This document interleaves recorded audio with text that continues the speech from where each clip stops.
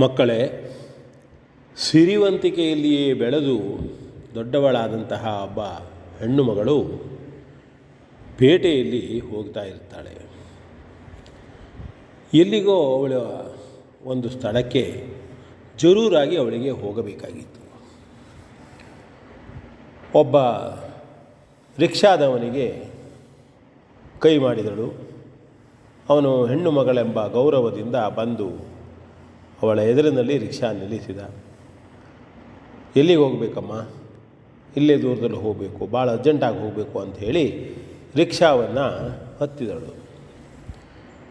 ಹತ್ತಿದ ಕೂಡಲೇ ಹೇಳಲಿಕ್ಕೆ ಶುರು ಮಾಡಿದ್ಲು, ಜೋರಾಗಿ ಹೊಡಿ, ಲಘು ಹೋಗಬೇಕು, ಲಘು ಹೋಗಬೇಕು. ಇನ್ನೂ ಜೋರ, ಏನು ಮಾಡ್ತಾಯಿದ್ದೀನಿ ನೀನು, ಇಷ್ಟು ಸ್ಲೋ ಆಗಿ ಹೊಡಿತೀಯಲ್ಲ. ಪಾಪ ಅವನು ನಗರದಲ್ಲಿ ಹೋಗ್ತಾ ಇದ್ದಾನೆ, ಬಹಳಷ್ಟು ವೆಹಿಕಲ್ಗಳು, ವಾಹನಗಳು, ಜನರು ಓಡಾಡ್ತಾ ಇದ್ದಾರೆ. ಅದು ಯಾವುದು ಅವಳಿಗೆ ಲೆಕ್ಕ ಇಲ್ಲ. ಹೋಗೋ, ಏನು ನೀನು ಜೋರಾಗ್ಲಿಕ್ಕೆ ಬರೋದಿಲ್ಲೇನೋ, ಏನು ಗಾಡಿ ಇದು, ನಾ ಈ ಗಾಡೀಲಿ ಬರೋದಿಲ್ಲಾಗಿತ್ತು, ನಮ್ಮದು ಕಾರಿತ್ತು, ಏನೆಲ್ಲ ಹೊರಡ್ತಾ ಇದ್ದಾಳೆ ಅವಳು. ಅವನು ಪಾಪ ಹೆಣ್ಣು ಮಗಳ ಪರಿಸ್ಥಿತಿ ಏನೋ ಜರೂರಿದೆ ಅಂಥೇಳಿ ಆದಷ್ಟು ಜೋರಾಗಿ ರಿಕ್ಷಾವನ್ನು ನಡೆಸ್ತಾ ಇದ್ದ. ಮುಂದೆ ಒಂದು ಕಾರು ಬಂದು ಅಪಘಾತ ಆಗುವುದರಲ್ಲಿತ್ತು.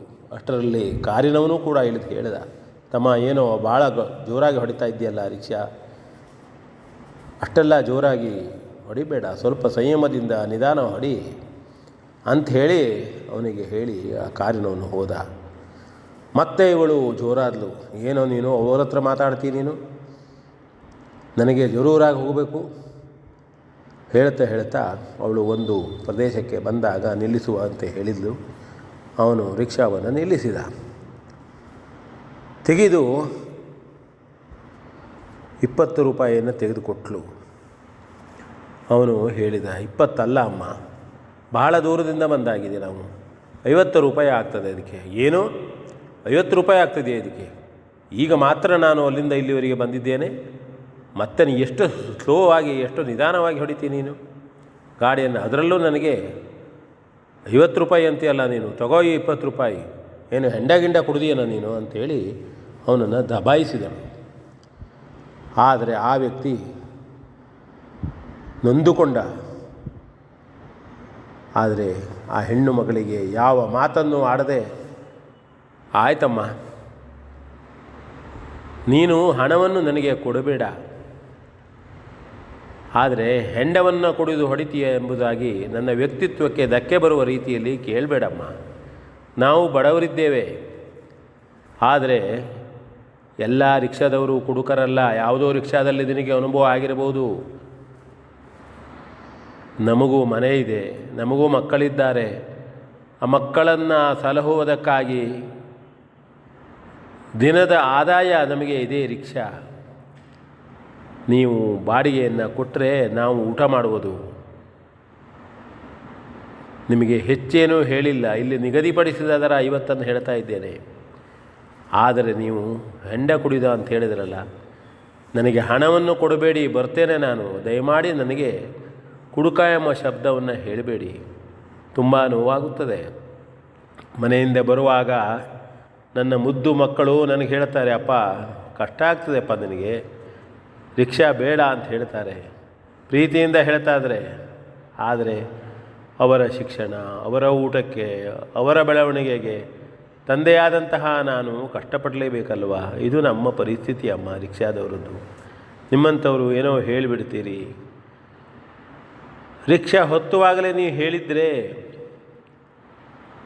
ನಾನು ನಿಮ್ಮಲ್ಲಿ ಬೇಡ ಅಂತಿದ್ದೆ.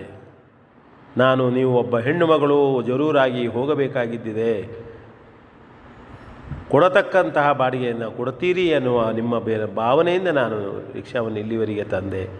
ಬರ್ತೇನಮ್ಮ, ಬರ್ತೇನೆ ಅಂಥೇಳಿ ತುಂಬ ಮಾನಸಿಕವಾಗಿ ನೋವುಂಟು ಮಾಡಿಕೊಂಡು ಹೊರಟ ಅವನು. 2 ನಿಮಿಷ ರಿಕ್ಷಾ ಚಲಿಸ್ತಾ ಇತ್ತು. ಇವಳು ನಿಂತಲ್ಲೇ ಅವನ ಮಾತನ್ನು ಆಲೋಚಿಸಿದಳು. ಓಡಿದಳು, ರಿಕ್ಷಾ ರಿಕ್ಷಾ, ಓ ರಿಕ್ಷಾದವನೇ. ಕ್ಲಾಸಿನಲ್ಲಿ ರಿಕ್ಷಾದ ಕನ್ನಡಿಯಲ್ಲಿ ಕಾಣಿತು. ನಿಲ್ಲಿಸಿದ. ಅಣ್ಣ ಬೇಸರ ಪಡಬೇಡ, ನಿನಗೆ ನಿನ್ನ ಕಷ್ಟವನ್ನು ನಾನು ಅರ್ಥ ಮಾಡಿಕೊಂಡೆ.